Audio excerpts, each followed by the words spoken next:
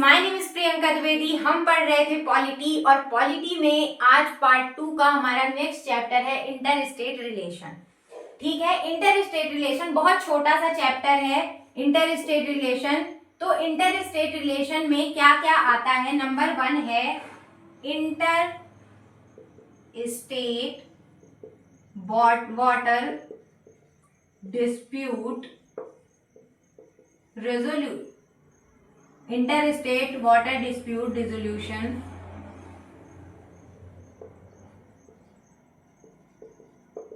Board. आपको पता ही है कि स्टेट के बीच में रिवर वाटर को लेकर के कितना डिस्प्यूट होता है और उसके लिए केंद्र सरकार ने एक बोर्ड बनाया है inter state water dispute resolution board. ठीक है, सेकेंडली क्या आता है? Standing committee. ठीक है, पहले लिख लेते हैं फिर समझते हैं। Standing committee. Thirdly zonal council, eastern council,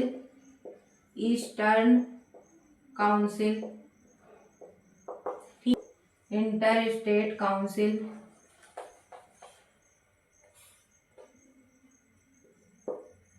standing committee हो गया, zonal council,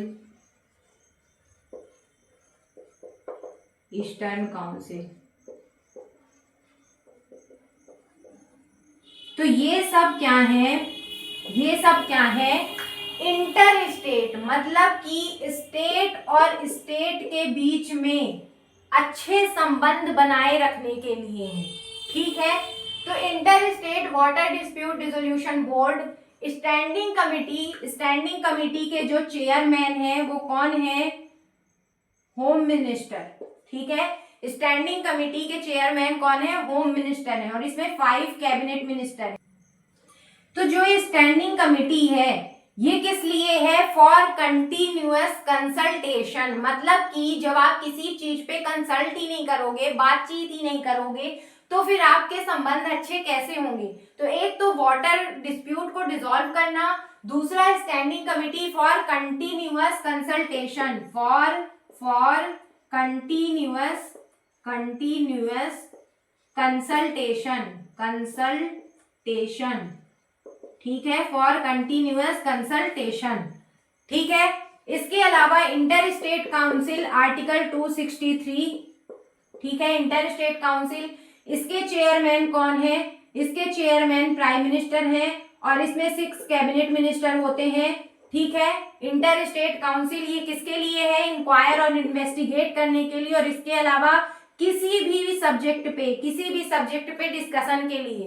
inquire, investigate and discussion on any subject. उसके अलावा ईस्टर्न काउंसिल जो 7 अपने स्टेट हैं, नॉर्थ ईस्ट स्टेट। ठीक है, नॉर्थ ईस्ट स्टेट हैं जो 7 स्टेट हैं अपने, तो नॉर्थ ईस्ट में जो 7 स्टेट हैं उनसे रिलेटेड क्या है? ये काउंसिल है ईस्टर्न काउंसिल। मतलब इस नॉर्थ ईस्ट में जितने भी स्टेट हैं उनसे रिलेटेड जो भी चीजें होंगी, जो भी डिस्टरबेंस होगा, जो भी कंसल्ट करना है, तो वो सब उनसे रिलेटेड किसमें होगा? ईस्टर्न काउंसिल में होगा। जोनल काउंसिल अलग अलग जोन में, जैसे नॉर्थ साउथ ईस्ट और वेस्ट, तो अलग अलग यहाँ पे north zonal council, south zonal council, east zonal council, west zonal council and central zonal council. तो ये सब जोनल काउंसिल 5 जोनल काउंसिल है। जोनल काउंसिल कहाँ है? न्यू दिल्ली में। कहाँ है? न्यू दिल्ली में। अब ये मत सोच लेना नॉर्थ बना दिया तो मैडम ने तो जम्मू कश्मीर चले जाएंगे। तो नॉर्थ जोनल काउंसिल कहाँ है? न्यू दिल्ली में। नॉर्थ जोनल काउंसिल कहाँ है? न्यू दिल्ली में। सेंट्रल जोनल काउंसिल कहाँ है? इलाहाबाद में। सेंट्रल जोनल काउंसिल कहाँ है? इलाहाबाद में। ईस्टर्न जोनल काउंसिल कहाँ है? कोलकाता में। अब ये नहीं कि ईस्ट में चले गए, ईस्ट के लिए अलग है ईस्टर्न काउंसिल। ठीक है, तो ईस्ट जोनल काउंसिल कहाँ है? कोलकाता में। साउथ जोनल काउंसिल कहाँ है? चेन्नई में। वेस्ट जोनल काउंसिल कहाँ है?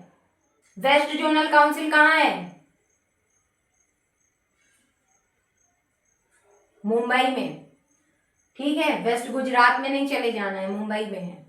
तो याद रखना, north zonal council new Delhi में है, सेंट्रल जोनल काउंसिल इलाहाबाद में है, साउथ जोनल काउंसिल चेन्नई में है, ईस्ट जोनल काउंसिल कोलकाता में है और वेस्ट जोनल काउंसिल मुंबई में। उल्टा कर देना डब्ल्यू का एम, ठीक है, मुंबई में है।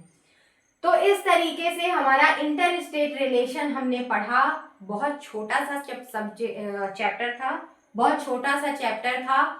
आई होप आपको अच्छा लगा होगा। इसके आगे हम कंटिन्यू करते हैं क्या, इमरजेंसी, न्यू चैप्टर है, नया चैप्टर, नेक्स्ट चैप्टर, ठीक है।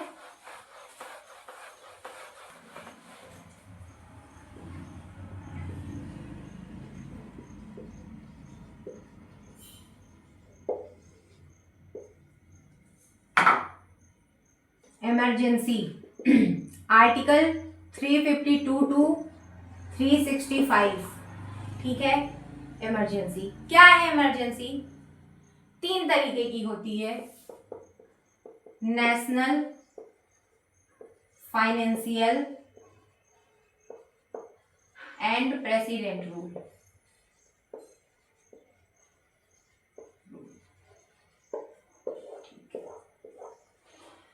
नेशनल इमरजेंसी कब लगती है? वॉर की स्थिति हो गई, आर्म्ड रिबेलियन हो गया,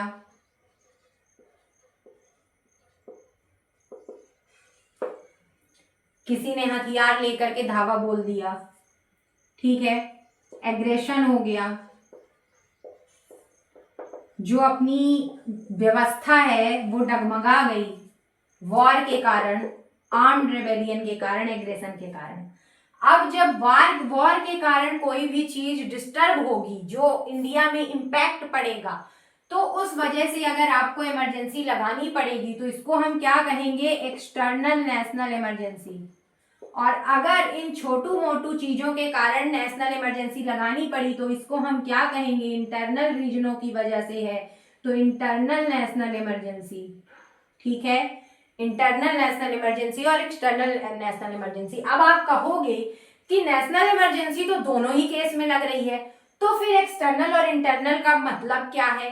तो इसमें बेटा जो इसमें क्या होता है, तो इसमें क्या होता है, इसमें मेन फंडामेंटल राइट या जो भी पावर कट ऑफ की जाती है, तो फंडामेंटल राइट जो हटा दिए जाते हैं, तो फंडामेंटल राइट का कितना हटाना है, कितने एरिया में, कितने टाइम के लिए, तो वो सब कुछ इन पे डिपेंड करता है ना। जब इंटरनल होगा तो कितना, एक्सटर्नल होगा तो कितना। इसके लिए आर्टिकल 358 और 359 है, ठीक है, आर्टिकल 358 और 359 है कि कितने टाइम के लिए फंडामेंटल राइट रहेंगे। एक्सटर्नल इमरजेंसी, इंटरनल इमरजेंसी को ये डिफाइन करते हैं अच्छे तरीके से, ठीक है।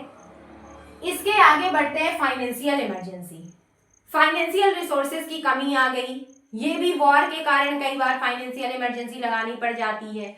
तो फाइनेंशियल इमरजेंसी मतलब फाइनेंशियल रिसोर्सेज पे सीधा सीधा इंपैक्ट पड़ गया, किस पे? फाइनेंस पे, तो फाइनेंशियल इमरजेंसी लग जाती है। प्रेसिडेंट रूल, अगर सेंट्रल ने स्टेट को डायरेक्शन भेजा, अगर सेंट्रल ने स्टेट को डायरेक्शन भेजा और स्टेट ने उस डायरेक्शन के साथ कंप्लाई नहीं किया, उस डायरेक्शन को नहीं माना, तो उसको हम क्या कहते हैं? उसको वहां पे हम प्रेसिडेंट रूल लगा देंगे, ठीक है। उसके अलावा अगर अनकॉन्स्टिट्यूशनल एक्टिविटी हो रही है, अगर स्टेट की सरकार गिर गई है, अगर कोई भी किसी तरह की घटना हो रही है, तो उसके लिए हम क्या लगा देंगे? प्रेसिडेंट रूल लगा देंगे। मतलब सेंट्रल गवर्नमेंट अगर डायरेक्शन फॉलो नहीं कर रही है, अनकॉन्स्टिट्यूशनली एक्ट कर रही है और उसके अलावा सरकार गिर गई है, तो सेंट्रल वहां पे क्या लगा देगा? प्रेसिडेंट रूल लग जाएगा। वहां पे पूरा कारोबार कौन संभालेगा? प्रेसिडेंट संभालेंगे, ठीक है। तो इस तरीके से ये 3 तरह की इमरजेंसी है, किस तरीके से कहां पे लगेगी ये भी हमने बता दिया। अब देखते हैं इमरजेंसी का इम्पैक्ट क्या होता है,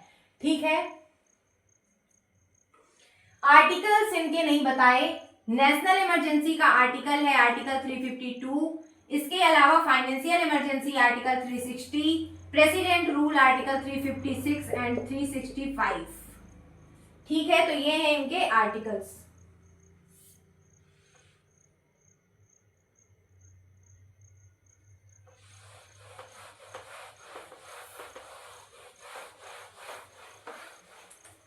इसके अलावा देखते हैं इम्पैक्ट।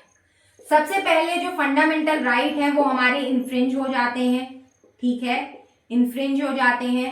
आर्टिकल 19 बिल्कुल ही फॉलो नहीं होता है, केवल आर्टिकल 21 रह जाता है, केवल आर्टिकल 21 रह जाता है, बाकी सारे फंडामेंटल राइट्स हटा दिए जाते हैं। उसके अलावा नंबर 1, नंबर 2 जो हमारा फेडरल सिस्टम है उसकी बैंड बच जाती है। फेडरल सिस्टम की कैसे बैंड बच जाती है कि जो हमारा लेजिस्लेचर और एग्जीक्यूटिव, ठीक है, सॉरी, फेडरल सिस्टम में जो हमारा डिवीजन ऑफ पावर है, ठीक है, डिवीजन ऑफ पावर है, तो क्या जब प्रेसिडेंट रूल लगता है तो क्या रह जाता है डिवीजन ऑफ पावर? क्या स्टेट के पास कोई राइट्स रह जाते हैं? नहीं रहते हैं। इसके अलावा जब नेशनल इमरजेंसी लगती है तो स्टेट के राइट्स कहाँ जाते हैं? स्टेट की पावर कहाँ जाती है? इसके अलावा नंबर 3 क्या है? नंबर 3 है एग्जीक्यूटिव एंड लेजिस्लेटिव। इसके अलावा अगर हम फाइनेंशियल इमरजेंसी को साइड में रख के देखें तो नेशनल इमरजेंसी और प्रेसिडेंट रूल के कारण फाइनेंशियल कंडीशन भी क्या होती है? वर्स्ट हो जाती है। फाइनेंशियल कंडीशन भी क्या होती है? खराब हो जाती है, खतरे में आ जाती है, ठीक है। तो फाइनेंशियल कंडीशन भी वर्स्ट हो जाती है। और एग्जीक्यूटिव एंड लेजिस्लेटिव पावर किसकी एग्जीक्यूटिव एंड लेजिस्लेटिव पावर? तो executive and legislative power of the state, उसकी एग्जीक्यूटिव पावर रह जाती है ना, लेजिस्लेटिव पावर रह जाती है जब प्रेसिडेंट रूल लगता है, ठीक है। तो इमरजेंसी के जो इम्पैक्ट है वो क्या है? फंडामेंटल राइट जो इन्फ्रिंज हो जाता है, आर्टिकल 21 बस रह जाता है, 19 तो बिल्कुल चला जाता है, federal system division of power नहीं रह जाता है, executive and legislative power of state जो है वो नहीं रह जाती है, फाइनेंशियल कंडीशन स्टेट की बिगड़ जाती है। तो ये रहा हमारा इमरजेंसी और इमरजेंसी के इम्पैक्ट। आई होप आपको इंटर स्टेट रिलेशन और इमरजेंसी समझ में आया होगा। अगर समझ में आया तो please do subscribe and share and more like. मिलते हैं नेक्स्ट वीडियो में अच्छी एनर्जी के साथ, तब तक के लिए जय हिंद।